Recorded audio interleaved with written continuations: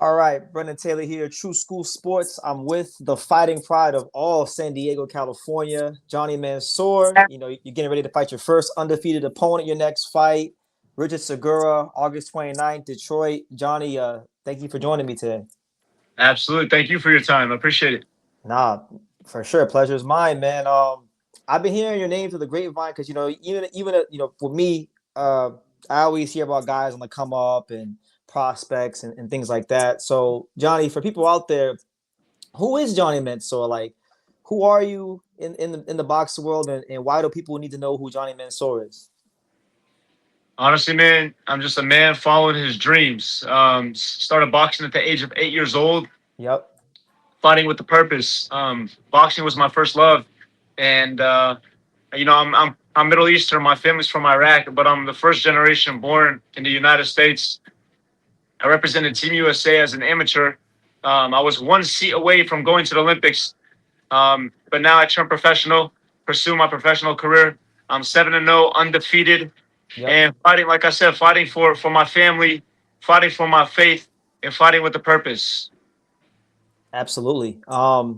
You mentioned this being your dream, boxing being your dream. Why is it your dream? To be honest, when you have a passion for something, everyone has a reason and a purpose in this world. And for me, I feel like my purpose is to bring people together, to Hmm. spread my faith to the world, and I'm doing that through boxing. It's more than just throwing a punch. It's about inspiring the younger generation and the kids that look up to me and leading by great example. So for me, boxing is my pride and joy.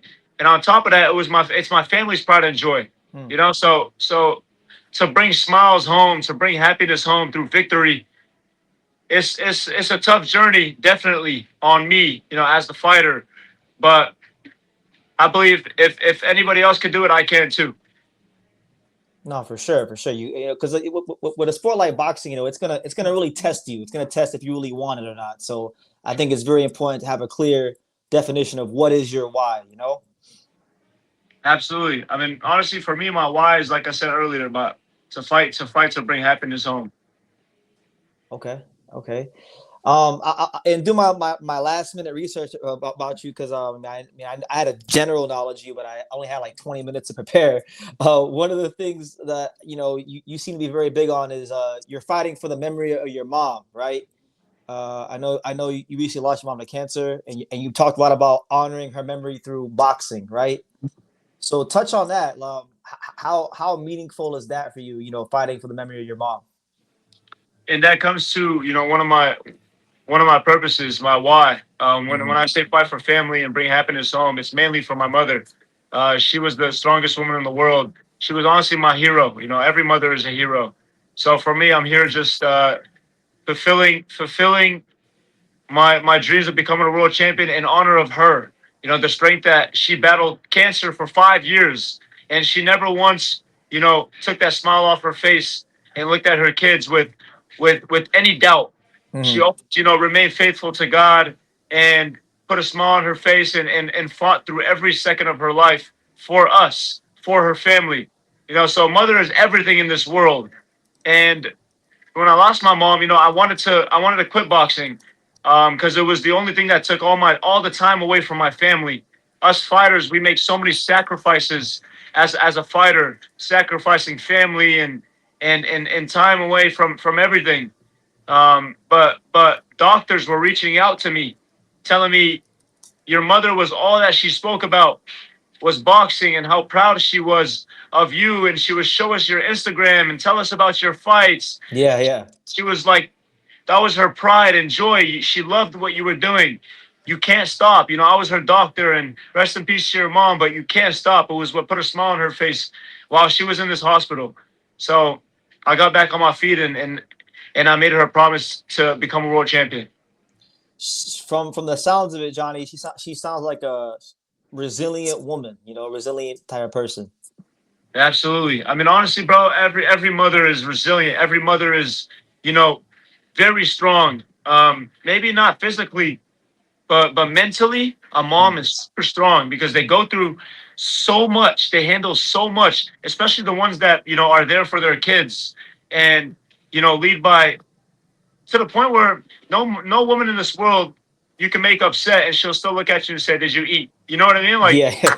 mother, like, to the times where even my mom and I would argue about things. Like, she'll make sure I still ate. She'll make sure I'm still sleeping at home. She'll make sure like my life is on the right path. So that's what a mom does in life, and the way my mother raised me, that's I'm living through that to show the world, who she was through me. Okay. Okay. Yeah. Definitely sounds like a big purpose with the to keep fighting on. Your mom and her memory. So yeah, looking forward to seeing how the story continues to develop. Absolutely, and look, I don't like to talk too much about it, Yeah. because I'm in camp, and I like to stay focused on the fight. Mhm. Got a big fight coming up in Detroit, Michigan, at the Fox Theater, Yep. and I didn't choose it. I didn't choose an easy fight. I said, bring a guy who's undefeated. They said I got someone who's 7-0. I Your said, let's first take. undefeated opponent. Absolutely. So, what do you know about your opponent, Richard Segura? I mean, from looking at your box rec, he's your first undefeated opponent. It looks to be on paper at least a good step up fight. What do you know about him? He's a good fighter. He's a good fighter. I say everybody's a good fighter, Mm-hmm. but it's different when you step in the ring with me. And even my last opponent, he said it. He looked at my coaches after the fight and said, I studied him in and out, but it's different when he's in front of you. And that's exactly what I'm going to show everybody on August 29th. It's different when you step inside that square. You're alone. It's just me and him. Correct. And that's where all my hard work, that's where my purpose really shows. That's where my strength really shows. All the hard work pays off on that night. Well, it's like Mike Tyson said, like anybody can be a armchair expert and say what they could do in the living room because there's no pressure on them. So that's kind of what it sounds like you're talking about. People can study you, but they don't know until they're really in there with you. Absolutely. And I'm stepping in Detroit, Michigan. And it may not be my first home, but they've made me feel like it's my second home. So that night will be loud. It'll be just like San Diego. All my people are going to show out. I know they will, and I'm excited to put on for the city. For sure. I saw that there was a video on your Instagram of Amir Khan giving you props and saying that you got a similar style to him. Would you say that's true? And what would you say is your boxing style? How would you describe someone to someone who's never seen you fight what the Johnny Mansour boxing style is? And I've been compared to Amir Khan like since I was young. It's crazy. Yeah. Like people like say you look like Amir Khan, you fight like Amir Khan. And my uncle used to tell me that all the time. And then I remember one time I went to Qatar and I was Okay. training there, and they were like saying the same thing. And I'm like, what? So like everybody started catching on. Like you fight like Amir Khan. And then out of nowhere, after one of my third professional fight, he sent me a video. Hey Yep. champ, just watch your fight. Similar style. Keep up the great movement and keep up all the hard work. And so now my coach Robert, he actually used to train Amir Khan. Oh So wow. I ask him questions all the time about, him and Andre Ward, because he used to be a Andre Ward, Amir Khan assistant coach. So there's a lot of history in this gym behind boxing, and I think I'm on the right track to just becoming the greatest I could ever be.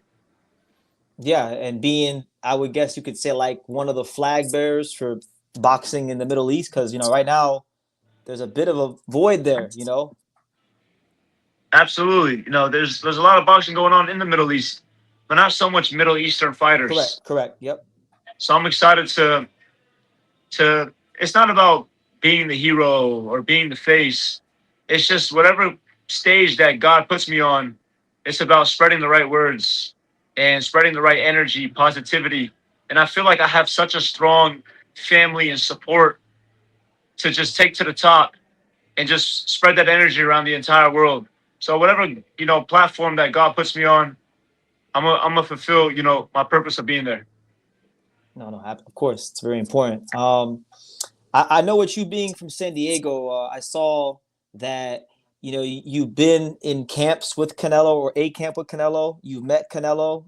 What was that like, and what words were shared between Canelo Alvarez and yourself? Canelo, honestly, he's one of my favorite fighters.